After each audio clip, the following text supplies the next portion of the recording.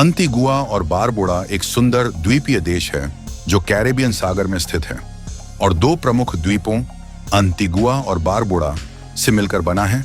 साथ ही एक छोटा निर्जन द्वीप रेडोंडा भी इसका हिस्सा है।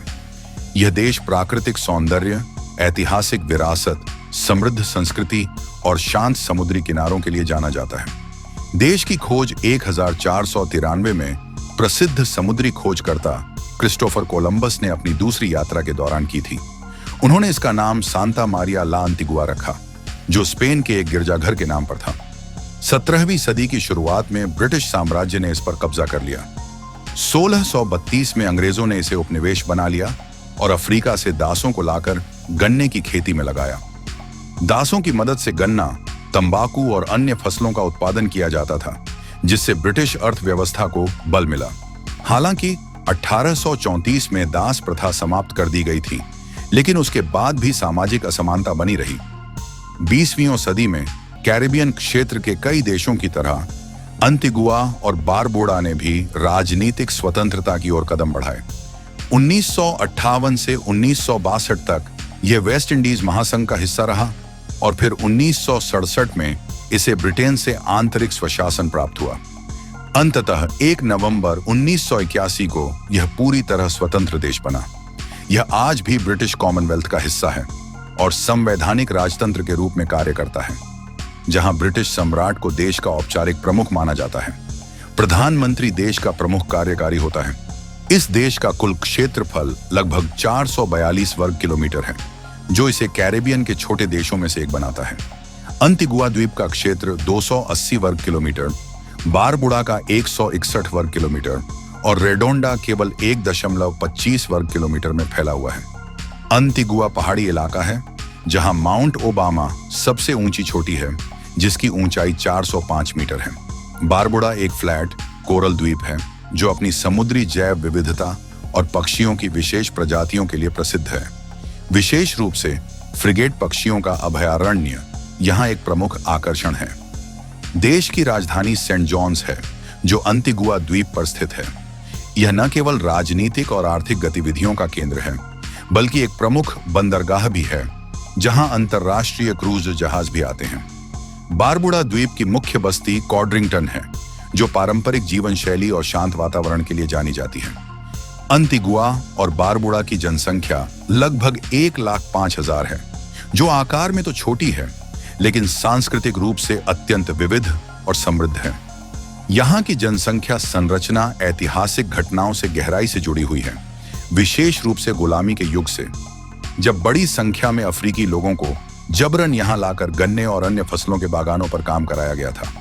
इन्हीं अफ्रीकी मूल के लोगों की संतानों की संख्या आज यहाँ सबसे अधिक है और वे देश की सांस्कृतिक और सामाजिक पहचान का मुख्य आधार हैं।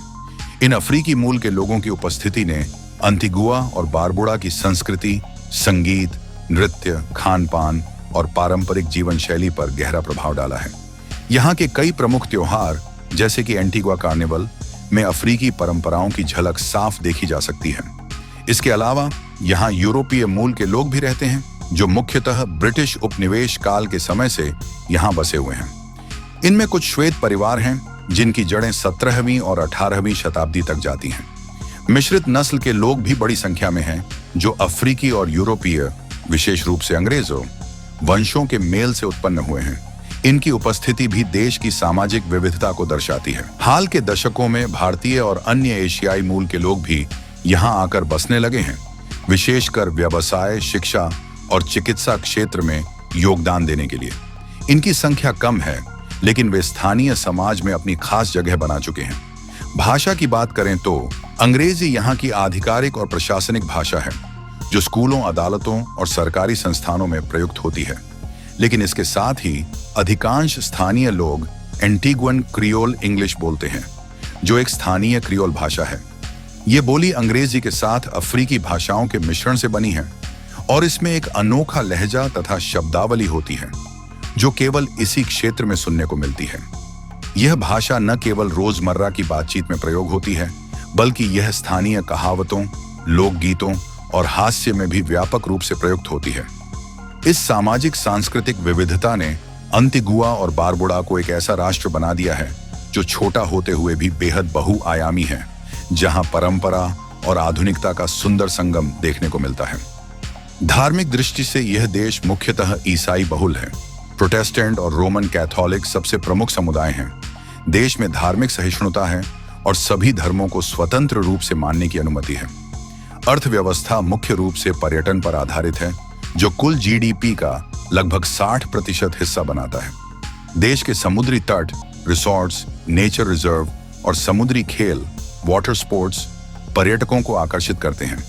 इसके अलावा देश की आमदनी वित्तीय सेवाओं, निर्माण उद्योग, मछली पालन और कृषि से भी होती है। पुराने समय में गन्ने की खेती और निर्यात प्रमुख था, लेकिन अब यह कृषि कम महत्व की हो गई है। यहाँ की मुद्रा ईस्ट कैरिबियन डॉलर एक्ससीडी है। देश की संस्कृति अफ्रीकी, यूरोपीय, विशेषकर ब्रिटिश और स्थानीय कैरिबियन प्रभावों का समृद्ध मिश्रण है। संगीत में कैलिप्सो, सोका, रेग्गे और स्टील पैन बेहद लोकप्रिय हैं। यहाँ पर आयोजित होने वाला कार्निवल सबसे बड़ा सांस्कृतिक उत्सव होता है, जो हर साल जुलाई और अगस्त में आयोजित होता है। यह उत्सव गुलामी की समाप्ति की स्मृति में मनाया जाता है और इसमें रंगीन परेड, नृत्य, संगीत और पारंपरिक व्यंजन शामिल होते हैं। खेलों की बात करें तो क्रिकेट यहाँ का सबसे लोकप्रिय खेल है।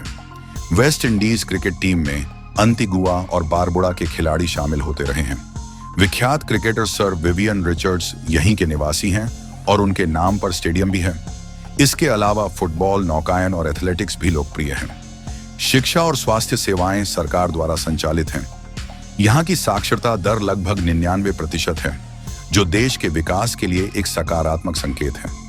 सरकार शिक्षा और तकनीकी प्रशिक्षण पर विशेष ध्यान देती है। यहाँ के प्रमुख पर्यटन स्थलों में नेल्सन डॉकयार्ड सबसे प्रसिद्ध है, जो एक ऐतिहासिक नौसैनिक बेस था और अब एक विश्व धरोहर स्थल है। अलावा शर्ली हाइट्स, डेविल्स ब्रिज, बोटी डील्स बीच, हॉफ मून बे और बारबुडा का पिंक सैंड बीच विशेष रूप से प्रसिद्ध हैं। यहाँ के समुद्र तट साफ और शांत हैं, जिन्हें देखने हजारों पर्यटक हर साल आते हैं। स्थानीय खान पान में फंगी, मक्के से बनी एक डिश, पेपर पॉट, हरी सब्जियों और मांस से बनी सब्जी, झींगे, केकड़े और ताजे समुद्री खाद्य पदार्थ विशेष रूप से पसंद किए जाते हैं। देश में स्थानीय रम और पेय भी बहुत लोकप्रिय हैं। अंतिगुआ और बारबुडा न केवल प्राकृतिक सौंदर्य का खजाना है, बल्कि एक समृद्ध ऐतिहासिक और सांस्कृतिक विरासत को भी समेटे हुए हैं। इसकी शांति, सुंदरता और जीवन शैली पर्यटकों को बार बार यहाँ खींच लाती है। ये देश अब कैरिबियन क्षेत्र में पर्यटन और स्थिरता का प्रतीक बनता जा रहा है। तो दोस्तों, अगर आपको यह वीडियो अच्छी लगी हो तो इसे लाइक करें, शेयर करें और चैनल को सब्सक्राइब जरूर करें, ताकि आपको हमारी आने वाली हर नई वीडियो की सूचना सबसे पहले मिल सके। धन्यवाद।